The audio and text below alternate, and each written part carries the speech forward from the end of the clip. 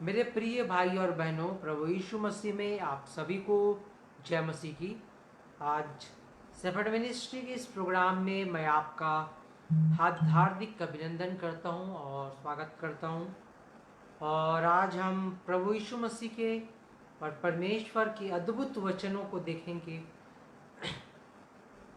आज हमारा टॉपिक है, क्या हम ये जानते हैं कि पवित्र आत्मा के विषय में सबसे पहले इंट्रोडक्शन यीशु मसीह ने दिया। उसके बाद पौलुस ने अलग अलग वरदानों के विषय में बताया, और जो कि हम पढ़ लेते हैं। पहला कुरिन्थियों 12 अध्याय उसका 8 पद से लेके 11 पद तक हम पढ़ेंगे। क्योंकि एक को आत्मा के द्वारा बुद्धि की बातें दी जाती है और दूसरे को उसी आत्मा के अनुसार ज्ञान की बातें। किसी को उसी आत्मा से विश्वास और किसी को उसी एक आत्मा से चंगा करने वाला का एक वरदान दिया जाता है। फिर किसी को सामर्थ्य के काम करने की शक्ति और किसी को भविष्यवाणी की और किसी को आत्माओं की परख और किसी को अनेक प्रकार की भाषा और किसी को भाषाओं का अर्थ बताना। परंतु ये सब प्रभावशाली कार्य वही एक आत्मा करता है और जिसे जो चाहता है वह बांट देता है। बस। तो मेरे दोस्तों, यहाँ पे हमने 9 अलग अलग आत्मा के वरदानों के विषय में हम पढ़ते हैं, जो पौलुस के द्वारा बताया गया है। तो आज का हमारा विषय यही है मेरे दोस्तों, क्या पौलुस के पास ये सारी आत्माएं थी, या वह सिर्फ बताता था कि इन आत्माओं के बारे में? क्या वाकई में पौलुस के पास ये 9 आत्माएं थी, और ये 9 आत्माएं क्या पौलुस में कार्य करती थी? आइए हम उसी को देखेंगे। सबसे पहला जो है वह है बुद्धि। तो बुद्धि के विषय में, बुद्धि का वचन, ये पहला वरदान है। दूसरा कुरिन्थियों 12 अध्याय हम खोलेंगे और इसमें वो उस तरह के बातें हैं। दूसरा कुरिन्थियों 12 अध्याय और उसका 1 पद और 7 पद। तो यहाँ पे वो सारी बातें प्रकाशनों की बातें हैं, जो प्रकाशनों की बात परमेश्वर के द्वारा प्रकट होती है एक मनुष्य के जीवन पे, जिससे बुद्धि आगे बढ़ते जाती है मेरे दोस्तों। तो दूसरा कुरिन्थियों 12 अध्याय उसका सबसे पहले 1 पद हम पढ़ेंगे। यद्यपि घमंड करना मेरे लिए कठिन नहीं, तो भी करना पड़ता है। इसलिए मैं प्रभु के दिए हुए दर्शनों और प्रकाशनों की चर्चा करूंगा। उसके बाद 7 पद। इसलिए कि मैं प्रकाशनों की बहुतायत से भूल न जाऊं। बस। तो यहाँ पे पौलुस के पास ये पहला जो वरदान था वह था मेरे दोस्तों, उसको परमेश्वर के द्वारा बुद्धि की बातें प्राप्त होती थी। परमेश्वर के वचन के द्वारा उसको प्रकाशन मिलता था, उसको भेद भरी बातें उसके जीवन में प्रकट होती थी। वो बुद्धि की बातें, वो समझ की बातें उसके जीवन में प्रकट होती थी मेरे दोस्तों। तो ये दूसरा कुरिन्थियों 12 अध्याय उसका 1-7 हम देखते हैं कि पौलुस के जीवन में जो पहला बुद्धि का वचन था वो पौलुस को प्रकाशन के द्वारा मिलता था। उसके आगे हम देखेंगे दूसरा जो है ज्ञान का वचन, कुलुस्सियों 1 अध्याय उसका 18 पद, सॉरी कुलुस्सियों 1 अध्याय उसका 28 पद। तो यहाँ पे हम देखेंगे ज्ञान के विषय में मेरे दोस्तों, कि पौलुस के जीवन में क्या परमेश्वर का ज्ञान था या नहीं था, कि ये सारे वरदानें उसके जीवन में थी या नहीं थी। कुलुस्सियों 1 अध्याय उसका 28 पद। जिसका प्रचार करके हम हर एक मनुष्य को चेतावनी देते हैं और सारे ज्ञान से हर एक मनुष्य को सिखाते हैं। ज्ञान की बातें एक व्यक्ति तभी सिखा सकता है जब उसके जीवन में स्वयं ज्ञान की बातें हों। तो परमेश्वर की ज्ञान की बातें, क्योंकि वचनों पे लिखा है, मेरे ज्ञान, मेरी प्रजा मेरे ज्ञान के होने से नाश हुई जा रही है। तो मेरे दोस्तों, पौलुस के जीवन पे ये ज्ञान की बातें थी, बुद्धि की बातें थी, और एक वचन और खोलेंगे इसी संदर्भ में, दूसरा कुरिन्थियों 2 अध्याय उसका 14 पद। दूसरा कुरिन्थियों 2 अध्याय और उसका 14 पद हम पढ़ेंगे। ये भी हम ज्ञान के विषय में ही देखेंगे। इन वचनों से हम देख रहे हैं कि पौलुस के जीवन में परमेश्वर का ज्ञान किस प्रकार से, ये वरदान किस प्रकार से कार्य करता है। दूसरा कुरिन्थियों 2 अध्याय उसका 14 पद। परंतु परमेश्वर का धन्यवाद हो जो मसीह में सदा हमको जय के उत्सव में लिए फिरता है और अपने ज्ञान की सुगंध हमारे द्वारा हर जगह फैलाता है। तो यहाँ पौलुस के द्वारा ज्ञान की सुगंध फैलती थी, ज्ञान की बातें फैलती थी, परमेश्वर का ज्ञान फैलता था। तो वह तभी संभव है मेरे दोस्तों जब पौलुस के पास स्वयं परमेश्वर का ज्ञान हो। तो यहाँ ये 2 वरदाने पौलुस के जीवन पे थी। आगे हम देखेंगे विश्वास के संदर्भ में, दूसरा कुरिन्थियों 4 अध्याय उसका 13 पद। दूसरा कुरिन्थियों 4 अध्याय उसका 13 पद। इसलिए कि हम में वही विश्वास की आत्मा है।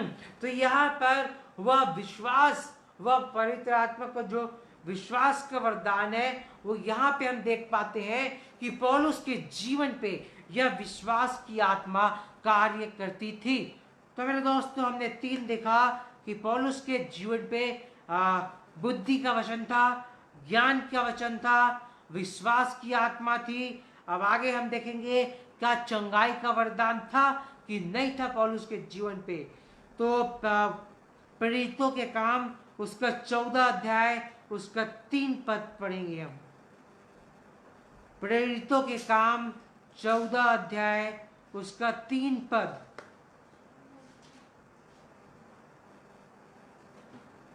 वे बहुत दिन तक वहां रहे और प्रभु के भरोसे पर यहोवा से बातें करते थे और वह उनके हाथों से चिन्ह और अद्भुत काम करवाकर अपने अनुग्रह के वचन पर गवाही देता था। उसके 10 पद। और ऊंचे शब्द से कहा, अपने पांवों के बल सीधा खड़ा हो।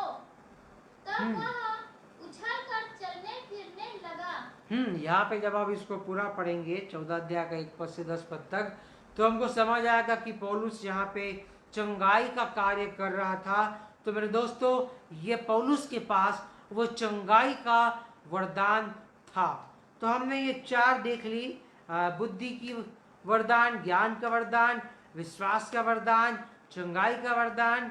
अब हम आगे देखते हैं क्या सामर्थ के काम करता था पौलुस। प्रेरितों के काम इसी के 19 अध्याय को खोलेंगे और उसका 11 पद हम पढ़ेंगे और देखेंगे कि पौलुस किस प्रकार से सामर्थ के काम करता था। परमेश्वर 19 अध्याय उसका 11 पद। परमेश्वर पौलुस के हाथों से सामर्थ्य अनोखे काम दिखाता था। यहाँ पे हम देखते हैं कि पौलुस के द्वारा परमेश्वर सामर्थ के काम दिखाता था।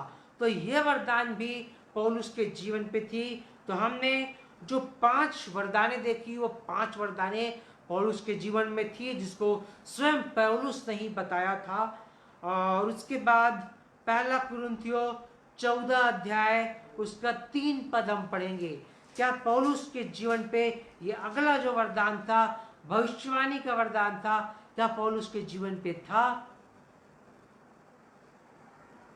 परंतु जो भविष्यवाणी करता है वह मनुष्यों से उन्नति और उपदेश और शांति की बातें करता है।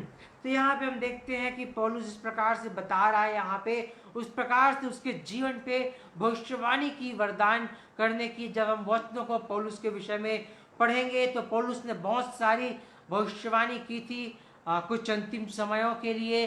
तो पौलुस के जीवन पे ये अंतिम कालों के लिए, अंतिम समय के लिए और अंतिम कलीसिया काल के लिए पौलुस ने कुछ भविष्यवाणी की थी, उसको हम देखते हैं। और तो यहाँ पे पौलुस के जीवन पे भविष्यवाणी का भी वरदान था। तो ये हम जो देख रहे हैं वो 7 वरदानें पौलुस के जीवन पे थी। आत्मा, बुद्धि का वरदान, ज्ञान, विश्वास, चंगाई का वरदान, सामर्थ्य का वरदान, भविष्यवाणी का वरदान। अब अगला हम देखेंगे प्रेरितों के काम, 13 अध्याय, उसका 6 पद से लेके हम 10 पद तक पढ़ेंगे।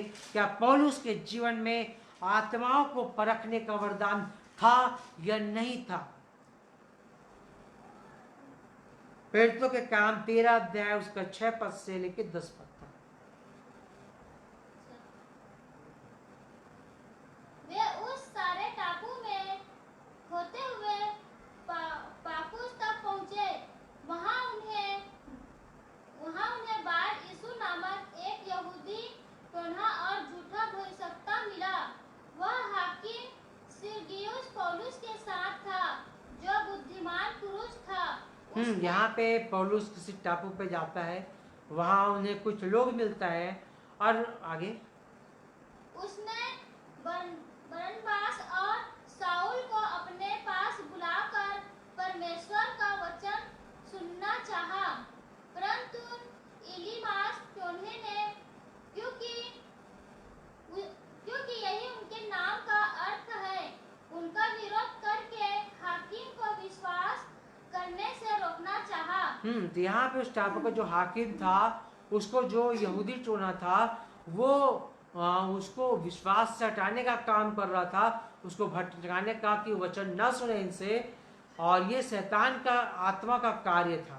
आगे तब साउल ने, जिसका नाम पौलुस भी था, पवित्र आत्मा से परिपूर्ण हो उसकी ओर टकटकी लगाकर देखा और कहा, हे सारे कपट और सब चतुराई से भरे हुए शैतान की संतान, सकल धर्म के बैरी, क्या तू प्रभु के सीधे मार्गों को टेढ़ा करना न छोड़ेगा? तो यहाँ पे पौलुस ने उसके अंदर की आत्मा को परख लिया कि वो किस तरीके की आत्मा है। तो यह परखने की जो आत्माओं की परख का जो वरदान है, यह भी पौलुस के पास था। अगला वचन हम खोल लेंगे, पहला कुरिन्थियों 14 अध्याय, उसका 8 पद। पहला कुरिन्थियों उसका 14 अध्याय, उसका 8 पद। तो यहाँ पे हमने देख लिया इतने सारे 7 देख लिए, 8वां हम देख रहे हैं, पढ़िए। और यदि तुरही का शब्द साफ न हो तो कौन लड़ाई के लिए पहला कुरिन्थियों 14 उसका 8। और यदि तुरही का शब्द साफ न हो तो कौन लड़ाई के लिए तैयारी करेगा? पढ़ो, गलत पढ़ रहे हो। पहला कुरिन्थियों 14 अध्याय, पहला कुरिन्थियों।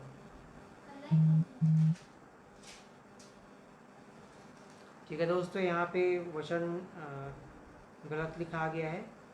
तो यहाँ पे पौलुस पे अन्य अन्य भाषा बोलने का भी वरदान था। 18 पढ़ना तो। मैं अपने परमेश्वर का धन्यवाद करता हूँ कि मैं तुम सबसे अधिक अन्य भाषाओं में बोलता हूँ। हाँ, तो यहाँ पे ये वचन है, ये पहला कुरिन्थियों 14 का 18 है। तो यहाँ पे पौलुस अन्य अन्य भाषा बोलता था और सबसे अधिक बोलता था। तो मेरे दोस्तों, यहाँ पे ये 8 वरदाने पौलुस के जीवन पे थी, उस पे थी। और अंतिम देखेंगे पहला कुरिन्थियों 14 अध्याय, उसका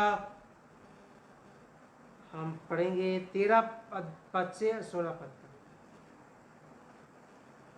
इस कारण जो अन्य भाषा बोले वह प्रार्थना करे कि उसका अनुवाद भी कर सके। इसलिए यदि मैं अन्य भाषा में प्रार्थना करूं तो मेरी आत्मा प्रार्थना करती है, परंतु मेरी बुद्धि काम नहीं देती। अतः क्या करना चाहिए? मैं आत्मा से भी प्रार्थना करूंगा और बुद्धि से भी प्रार्थना करूंगा। मैं आत्मा से गाऊंगा और बुद्धि से भी गाऊंगा। नहीं तो यदि तू आत्मा ही से धन्यवाद करेगा तो फिर अज्ञानी तेरे धन्यवाद पर आमीन कैसे कहेगा? क्योंकि बस तो यहाँ पे पौलुस के पास जब इसको हम इन वचनों को ध्यान से पढ़ेंगे और इसको समझने का प्रयास करेंगे तो हमको ये समझ आएगा कि पौलुस के पास भाषा, अन्य भाषा का अर्थ बताने का भी वरदान था। तो हमने यहाँ देखा कि पौलुस के जीवन पे वो सारी 9 वरदान उसकी थी जो पवित्र आत्मा देता है। बुद्धि का, ज्ञान का, विश्वास का वरदान, चंगाई का वरदान, सामर्थ्य के काम का वरदान, भविष्यवाणी का वरदान, आत्माओं की परख का वरदान, अन्य अन्य भाषा बोलने की वरदान और उन भाषाओं का अर्थ बताने का वरदान। हम अंतिम में एक वचन खोलेंगे, रोमियो 15 अध्याय 29 पद। ये हमारा आज का की वर्ष है मेरे दोस्तों, रोमियो 15 अध्याय उसका 29 पद।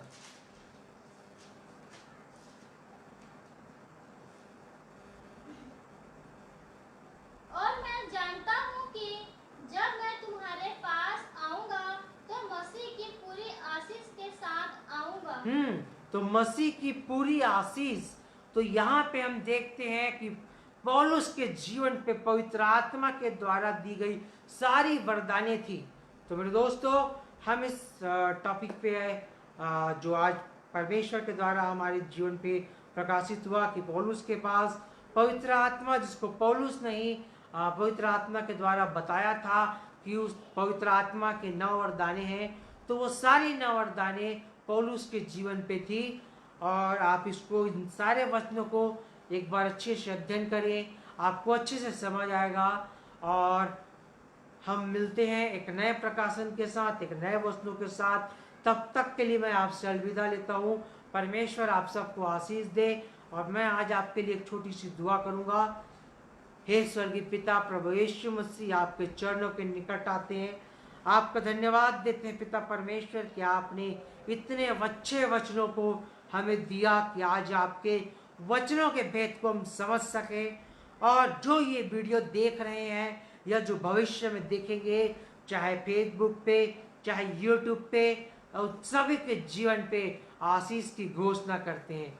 हे पिता परमेश्वर, देखने वाले प्रत्येक व्यक्ति को और अपने आप को मैं पिता, पुत्र, पवित्र आत्मा के बंधन में बांधता हूँ और सारी शैतान शक्ति को दूर जाने की आदेश देता हूँ।